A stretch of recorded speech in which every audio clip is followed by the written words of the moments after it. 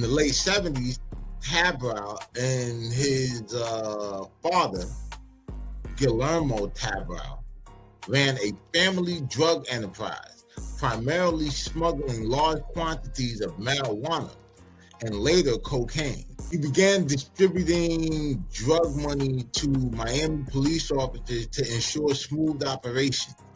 To deflect this suspicion, he used an exotic animal business called Zoological Imports Unlimited, later the Zoological Wildlife Foundation, as a front.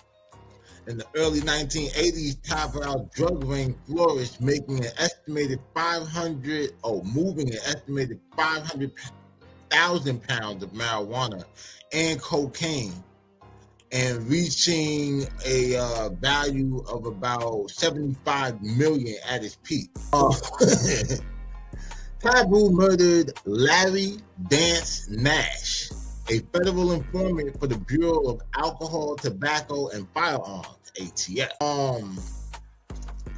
Testimony at a later trial alleged that Tabra helped dismember Nash's body with a machete and a circular saw before burning the remains in an oven of some sort. The narrative oddly mirrored the infamous bloody chainsaw scene from Scarface, yet with a key difference here, because like Tabra would not, like in the movie, Tony was the one that gets set up, like, but the director of Scarface, he got to actually see the FBI reports, you know, on this whole shit. Now, in 81, Tabra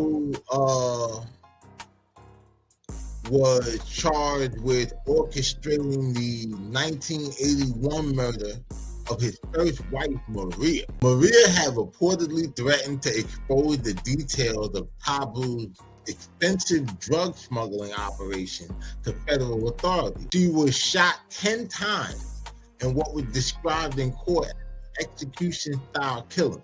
In 1987, federal authorities launched Operation Cobra, named after his animal business cover. Oh shit. To dismantle the drug ring.